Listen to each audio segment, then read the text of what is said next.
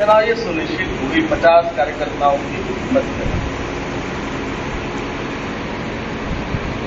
और निर्वाचन की ये जो परंपरा है, इसकी सहजता ये केवल अपनी विचार वाले संगठनों में ही है। राष्ट्रीय स्वयंसेवक संघ को चलते चलते 98 वर्ष पूरे, संघ 100 साल पूरे करने की दिशा में आगे बढ़ता है। संघ के विचार को लेकर चलने वाली समस्त संस्थाएं ये अपने अपने क्षेत्र में क्रमांक 1 के दर्जे पर है। उसका कारण एकमात्र ये है कि यहाँ पर काम करने वाला जो कार्यकर्ता है वो समर्पित भाव से और लक्ष्य को अपने अंदर समाहित करते हुए काम करता है। यहाँ पर बुधपाल सिंह जी जब निर्वाचन कर रहे थे तब बार बार पद नहीं दायित्व अपने यहाँ होता है, ऐसा बता दें। पद होता है तो अधिकारों की मांग होती है, और दायित्व होता है तो दायित्व में कर्तव्य बोध का भाव होता है। जहां पद है वहां पर मोह जुड़ा है, वहां पर संघर्ष की एक प्रक्रिया प्रारंभ होती है। जहां दायित्व होता है तो कार्य को समर्पण भाव से मैं कैसे कर सकता हूं, इसकी तैयारी प्रारंभ होती है। वो सबको साथ में लेकर चलने की उसकी वृत्ति ऐसी विकसित होती है। इसलिए संघ में पद नहीं कहा जाता, संघ में दायित्व कहा जाता है। इसलिए आज यहां पर नवनिर्वाचित हमारी कार्यकारिणी इस बहुआयामी प्रकल्प की बन गई है। और जैसा बुधपाल जी ने बताया कि प्रारंभिक कालखंड में वो इस कार्य से जुड़ी रही, तब स्थिति इसकी कुछ और थी। पर एक समर्पित कार्यकर्ताओं के कारण आज इस प्रकल्प ने कई आयाम शुरू कर दिए हैं। पहले केंद्रीयकरण की व्यवस्था थी, सेंट्रलाइज व्यवस्था थी, अब इसका विकेंद्रीकरण हो गया है। किसी भी संस्था को यदि आगे बढ़ना है तो उसके लिए पहली प्राथमिकता ये विकेंद्रीकरण ही है। यदि वो संस्था विकेंद्रित होती है तो ही वो विस्तार, प्रसार, प्रचार ये कर सकती है। यदि कहीं एक स्थान पर केंद्रित हो गई तो फिर वो विचार केवल सीमित दायरे में ही दिखता है। और आज ये 30 वर्षों से अधिक समय इस और संस्था को हो गया, लगभग 32 वर्ष से अधिक ये संस्था पूरी कर रही है। 22 अगस्त को शायद इसकी स्थापना 1991 में। तो इतने वर्षों में जो हमारा काम का दायरा बढ़ा है, यहाँ प्रतिवेदन हमने सबने सुना, और ये वार्षिक प्रतिवेदन है जो कि अपने यहाँ हर संस्था में और सिंहावलोकन करने की एक परंपरा है कि हम जो काम हमने सोचा था, जो उद्देश्य हमने तय किया है, उस उद्देश्य की पूर्ति हमारे माध्यम से हो रही है, या जो लक्ष्य हम तय कर चुके हैं उस लक्ष्य को प्राप्त करने के लिए जो माध्यम हमने बनाए थे, उन माध्यमों को भी ठीक प्रकार से हम अपने और कार्य में ला पाए क्या, इसका हम चिंतन करें। सिंहावलोकन शब्द इसलिए है क्योंकि हमने सामान्यतया जंगल में जो शेर चलता है तो शेर भी चलते चलते बार बार पीछे की ओर मुड़कर देखता है कि जो मैं रास्ता छोड़कर आया हूं पीछे कोई है क्या, उसका भी वो आकलन करता रहता है और अपना मार्ग ये बनाता रहता है। इस संस्था ने भी कई संघर्ष ये झेले हैं, तब जाकर ये संस्था और बहुआयामी बनी। विद्या भारती ने तो प्रारंभ शिक्षा के माध्यम बनाया है।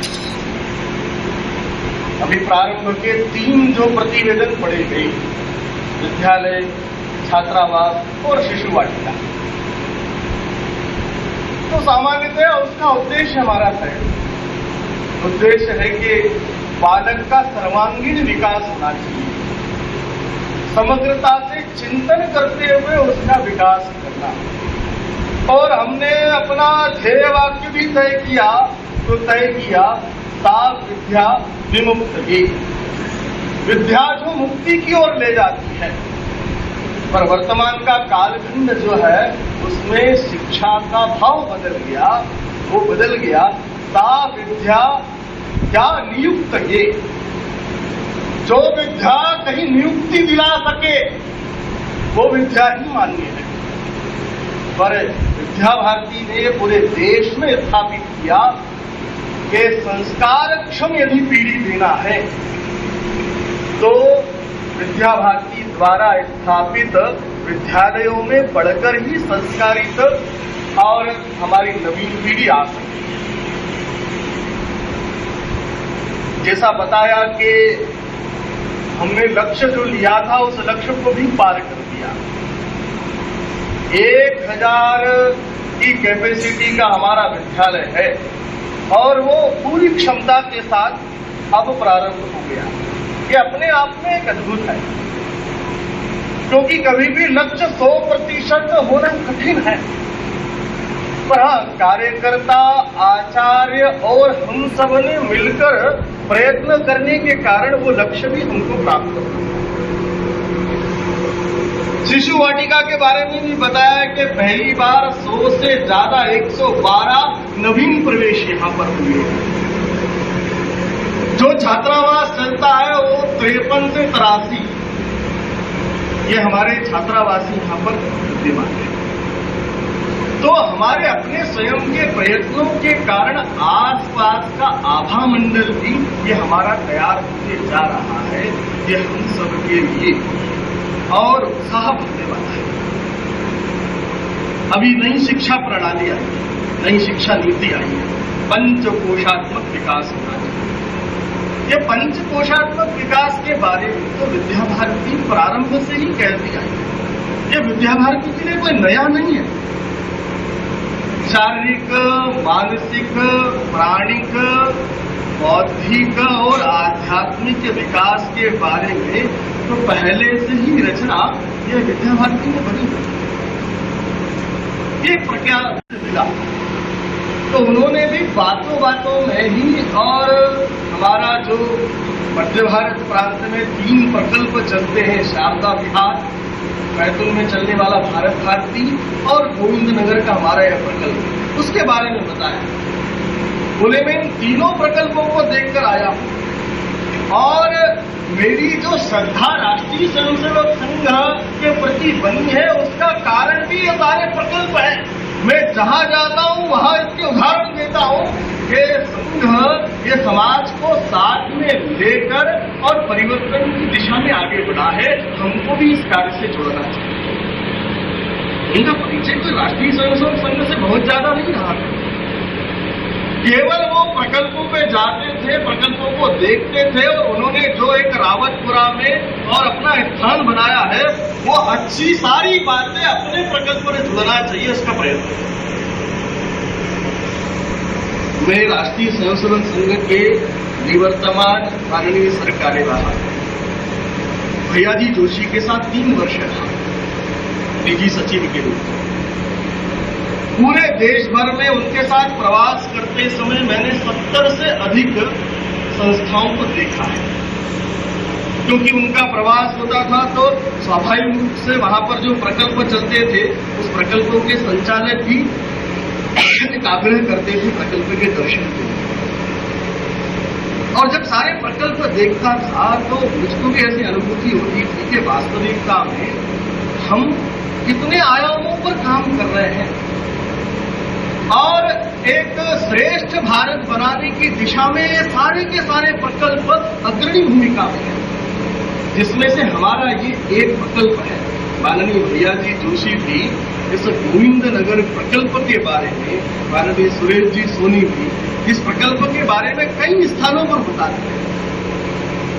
हाँ, ये गोविंद नगर का जो प्रकल्प खड़ा हुआ है उसका कारण वहां का आसपास को जो समाज है और उसकी समिति के जो सदस्य हैं वो सारे के सारे प्रयत्न करते हैं, इसके कारण वो प्रकल्प और शिखर की ओर बढ़ता हुआ दिखाई देता है। हमारी ग्रामीण गतिविधि के बारे में हमने बताया, ग्राम ज्ञानपीठ के बारे में हमने यहाँ पर बातचीत की। हमारा ये कृषि विज्ञान केंद्र, एक स्फूर्ति नाम का जो प्रकल्प हमारा ये प्रारंभ किया,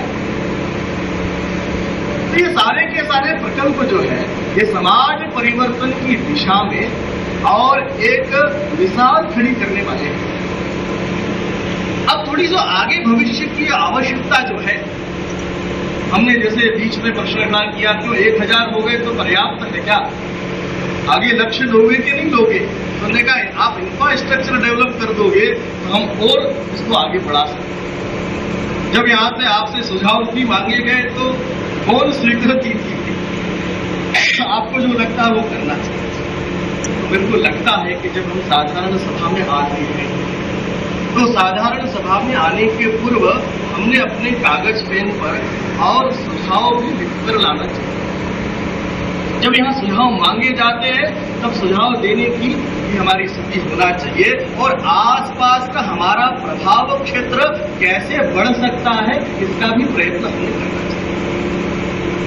कि हाँ, हर वर्ष ऐसी स्थिति बनना चाहिए कि इस गोविंद नगर के प्रभाव क्षेत्र में और हमारे गांवों की संख्या ये 150 हो गई, अगले साल 180 होगी, अगले साल 200 होगी।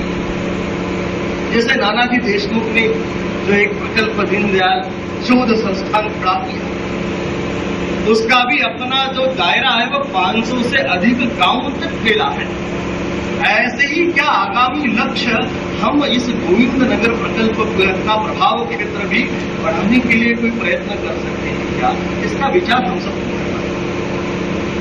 आने वाले वर्ष में और हमारा ये प्रकल्प, हमारी सारी गतिविधियां आगे बढ़ेगी, उसका प्रयत्न हम सब करेंगे, ऐसी में आपसे आकांक्षा करता हूँ, आशा रखता हूँ। जो संघर्षों में काम खड़ा होता है वो स्थायी खड़ा होता है, ये पक्का है।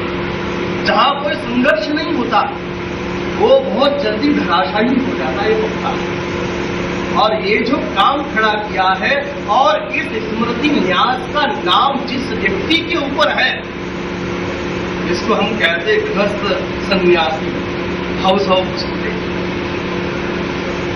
जिन्होंने और ऐसे समय संघ कार्य की नींव इस पूरे प्रांत के अंदर रखी जहां पर संघ का नाम लेने वाले लोग नहीं थे, उस व्यक्तित्व के नाम पर हमारा एक और स्मृति न्यास है। उनकी पुण्याई ये हम सब वर्तमान में देख रहे हैं, इसलिए समय बहुत अनुकूल है, आवश्यकताएं भी अनुकूल है, विचार भी अनुकूल है। तो परिवर्तन यदि करेंगे तो हमारी विकास की प्रक्रियाएं प्राप्त होंगी।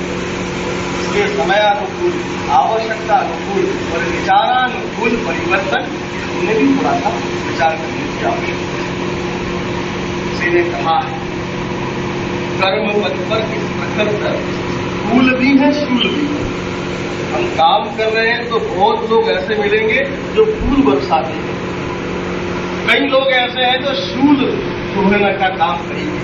कर्म पथ पर इस प्रखर फूल भी है शूल भी है, अल्प जन अनुकूल है पर सैकड़ों प्रतिकूल भी है, तालियों की टूट है पर गालियां भरपूर इस पर, संकटों के शैल शत मोह भ्रम के मूल भी, किंतु सुख दुख में सदा ही एक सी अभिनंदन डाले, बढ़ रहे हैं हम निरंतर चिर विजय की कामना।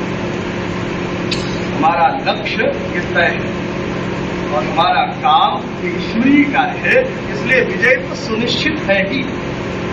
परम पूजनीय श्री गुरु जी संघ के द्वितीय सरसंघचालक, उन्होंने अपने अंतिम भाषण में कहा था, विजय ही विजय है।